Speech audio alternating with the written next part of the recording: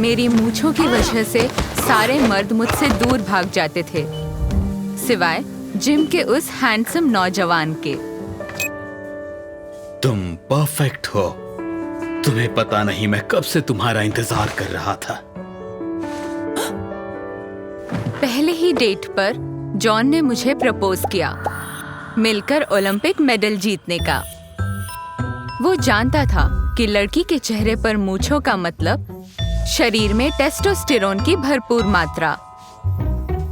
ये तुम्हारी super power है, भरोसा रखो। तुम्हारा फिजिक और मेरा कोचिंग का अनुभव बेमिसाल जोड़ी है। मुझे लगा उसे मेरी सिर्फ ट्रेनिंग के लिए जरूरत है, लेकिन जॉन मुझे सिटी हॉल लेकर गया और हमने शादी कर ली। उसने जोर दिया कि मैं उसका सरनेम लगा लूं। अब मैं आपको पति और पत्नी घोषित करता हूँ।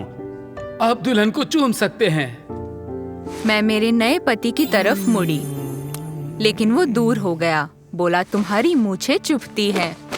रोमांस के लिए वक्त नहीं है, बहुत मेहनत करनी है। हम बाहर आए और जॉन ने मुझे कार में बैठने से रोक दिया। उसके बजाय उसने मुझे कार को जिम तक खींचने को कहा। मैंने उससे पूछा कि क्या हम ऐसी फिजिकल एक्सरसाइज को कुछ दिन मेरे पीरियड्स खत्म होने तक आगे धकेल सकते हैं।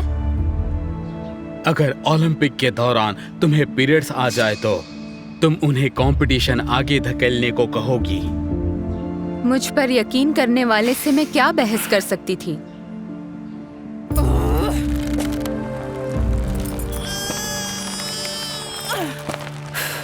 जिम में मैं जॉन के सारे इंस्ट्रक्शन फॉलो करती थी और बदले में उसे एक किस की उम्मीद करती, और वो मुझे अपने से दूर करता और चिल्लाता। पहले कुछ ठोस करके दिखाना होगा। ट्रेनिंग से थक हार कर घर आने के बाद मैं मेरे पति से पूछती कि आज मैंने थोड़ा सा प्यार जीत लिया क्या। वो जवाब देता कि मुझे अच्छे आराम की जरूरत है, और वो दूसरे कमरे में सोने चला जाता। कभी-कभी जॉन पूरी रात कहीं बाहर ही बिता देता था। मुझे एक नई कोचिंग टेक्निक पर काम करना पड़ेगा। मेरा इंतजार मत करना, सो जाना तुम। बाय। एक दिन मैंने देखा वो किसी और के लॉकर रूम में गया है। मैंने सोचा मेरे पति ने गलत दरवाजा ले लिया है, लेकिन जब मैं अंदर गई तो एहसास हुआ कि मुझे वहां नहीं होना चाहिए था।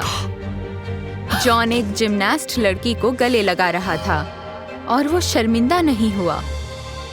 उसने कहा, ये वही कोचिंग टेक्निक है जिसके बारे में बताया था। मैं तुम्हें प्रतियोगी का गुस्सा भरना चाहता था। कंपटीशन जीत लो तो तुम्हें अच्छा इनाम मिलेगा। उसे खोने के डर से मैंने फैसला किया कि मैं मेरे पति को जो चाहिए वो दूंगी। मैं रिकॉर्ड ब्रेकिंग वेट उठाने जा रही थी।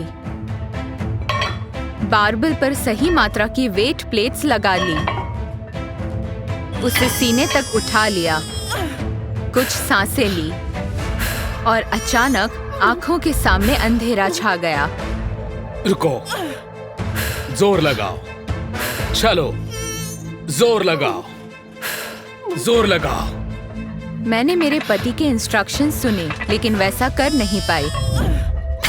होश में आते ही मुझे पता था कि क्या होने वाला है। जॉन की उम्मीदों पर खरा न उतरने के कारण वो मुझे छोड़ देगा। तभी एक चमत्कार हुआ। मेरे पति ने कहा कि उसे मुझसे एक बच्चा चाहिए। मैं रो पड़ी। आखिरकार उसे मेरे प्यार की कद्र तो हुई। मैंने घर पर एक रोमांटिक डिनर बनाया, कुछ सुंदर कपड़े पहने, कैंडल्स जलाई और एक वाइन की बोतल खोल दी। लेकिन जॉन का बर्ताव वैसा ही था जैसा वो जिम में करता। उसने वाइन पीने नहीं दी और मेरे खाने में कमियां ढूंढने लगा।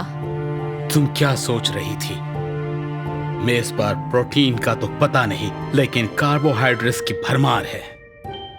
जॉन ने कैंडल बुझा दी और मुझे कपड़े उतारने के लिए कहा। 1 महीने बाद मैं मेरे पति के पास अच्छी खबर ले गई। जब उसे प्रेगनेंसी का पता चला तो वो चांद पर था। उसे इतना खुश कभी नहीं देखा था। उम्मीद है कि तुम समझ गई होगी कि ये बड़ी जिम्मेदारी है। जॉन ने एक डॉक्टर ढूंढा जो मेरी प्रेगनेंसी मॉनिटर कर सके। वो हर अपॉइंटमेंट के वक्त मेरे साथ रहता था और लगभग मेरे पेट को पूछता था। साथ ही जॉन जिम में मेरे साथ कोई हमदर्दी नहीं दिखाता। उसने फिजिकल एक्सर्शन 2 गुना कर दिया।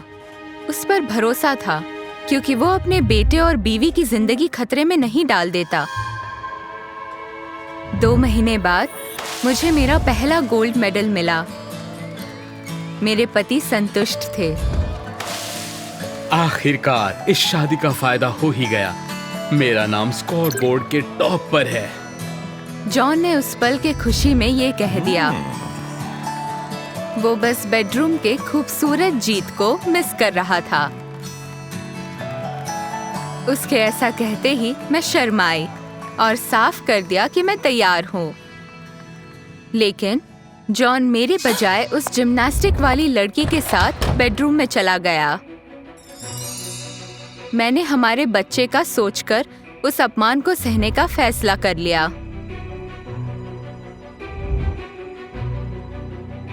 अगले दिन मेरे पति मुझे अस्पताल ले गए, चेकअप के लिए नहीं बल्कि बच्चा गिराने के लिए। उसके हिसाब से गर्भ ने अपना काम कर दिया था। मैं समझ नहीं पाई, सोचा ये कोई मजाक है। लेकिन तभी उसने मुझे एक साइंटिफिक आर्टिकल का पैराग्राफ दिखाया। 3 महीने की प्रेगनेंसी में तुम्हारा शरीर चरम पर पहुंच गया। वो इतना कठोर हो गया कि हमें गोल्ड मेडल मिल गया। जॉन ने कहा अगली बार वो फिर ऐसा करेगा। ओलंपिक से पहले मुझे आजमाएगा। मैं विरोध करना चाहती थी, लेकिन अचानक दरवाजा खुला और डॉक्टर ने हमें उनके ऑफिस में बुला लिया। मैंने कहा कि मैं अपना बच्चा नहीं गिराने वाली, लेकिन डॉक्टर ने मेरे पति का साथ दिया। उसने कहा कि मेरे शरीर पर आए इतने सारे स्ट्रेस की वजह से गर्भ पर बुरा असर हो सकता है। मैं सोच में पड़ गई और जॉन से वो आर्टिकल मांग लिया और वो वही था। मेरे डॉक्टर का नाम नीचे लिखा हुआ था। मुझे एहसास हुआ कि मुझे लैब रैट की तरह इस्तेमाल करने की साजिश में वो मेरे पति का भागीदार है। मैं खड़ी हुई और दरवाजे की तरफ चल दी।